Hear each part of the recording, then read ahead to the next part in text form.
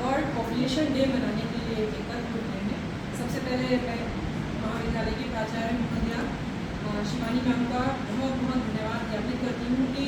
उनके दिशा निर्देशन में हमारे महाविद्यालय में नित्य नए अच्छे अच्छे कार्य हो रहे हैं और बहुत ही ऊर्जावान तरीके से हो रहे हैं। तो निश्चित रूप से इसका फल कुछ समय पश्चात हमको देखने को मिलेगा कि हम सभी के अंदर एक नई ऊर्जा दिखेगी।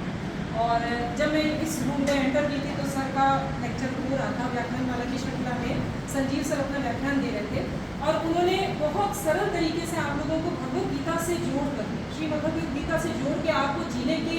तरीके के बारे में, जीवन को जीने को किस प्रकार से उसको अच्छी तरीके से जी सकते हैं उसके बारे में वो बता रहे थे आप लोगों को। तो एक छोटी सी बात उसी से संबंधित मैं आपसे कहूँगी कि जो श्री भगवत गीता है वो सीधे सीधे गुरु शिष्य को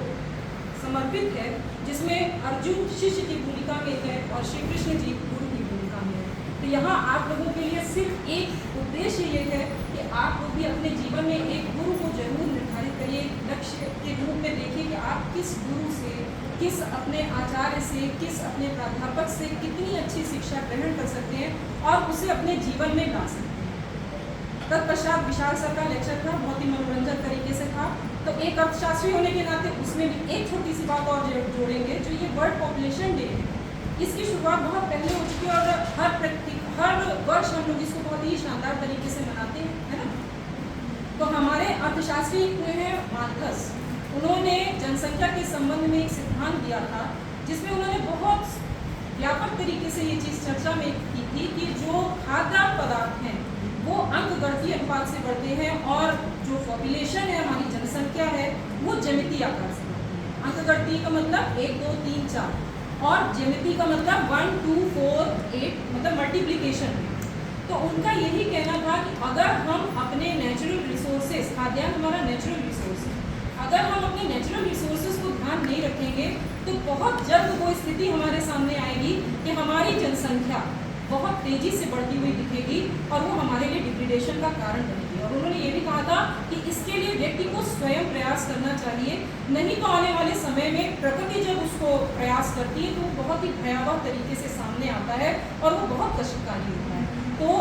सर ने जो अपने लेक्चर में आप लोगों को समझाने की कोशिश की थी, इसको आप लोग इस तरीके से भी समझ सकते हैं कि हम लोग अपने प्रति स्वयं जागरूक हों, क्योंकि हर तरफ हम लोग ये देख रहे हैं कि हमारा जो एनवायरनमेंट है वो डिग्रेडेट हो रहा है। आज हम लोगों ने बहुत बड़ी मात्रा में वृक्षों को लगाने का संकल्प लिया, साथ ही साथ उनको देखरेख करने का, उनको बढ़ाने का, उनको पोषित करने का, हर तरीके से उनको विकसित करने के लिए हम आगे बढ़ रहे हैं। और अगर हम इस पर अपने कदम को आगे नहीं चलाएंगे तो वो दिन दूर नहीं कि हमें एक एक चीज़ के लिए तरसना पड़ेगा। तत्पश्चात हमारी प्रिंसिपल मैम ने जो अपने उद्बोधन में आप सभी को बताने की कोशिश की वो भी बहुत सार्थक तरीके से है। जैसे हम देख सकते हैं, उन्होंने सीधे सीधे पूछा ना कि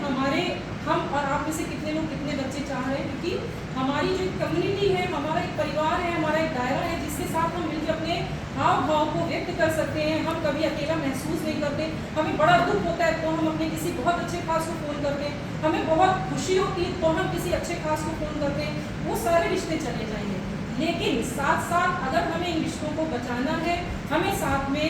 बाकी और चीज़ों को भी देखना है। जैसे पॉपुलेशन बहुत बड़ी समस्या इसलिए नहीं है कि चाइना की भी तो पॉपुलेशन है,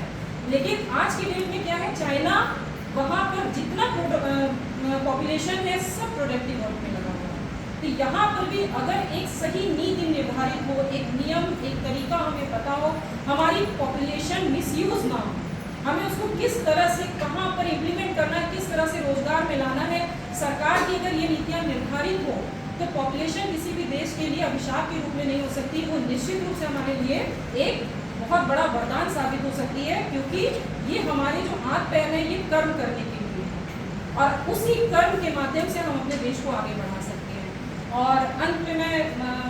मंच पे हमारे अखिलेश सर का भी बहुत बहुत धन्यवाद ज्ञापित करती हूँ कि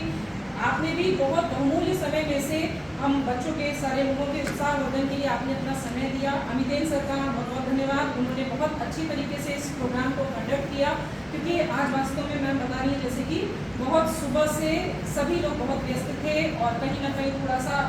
थकान भी हो सकती है, इतना बड़े तरीके से हमारे यहाँ पौधारोपण का कार्य हुआ। तो इन्हीं शब्दों के साथ मैं आप सभी और प्यारे बच्चों, आप लोगों ने अपना समय निकाला, थोड़ा सा आप लोग निश्चित रूप से यहाँ से जब जाएंगे, 1, 2, 3, 4 कुछ पॉइंट आपके दिमाग में रहेंगे। तो आपसे मैं धन्यवाद के साथ साथ ये भी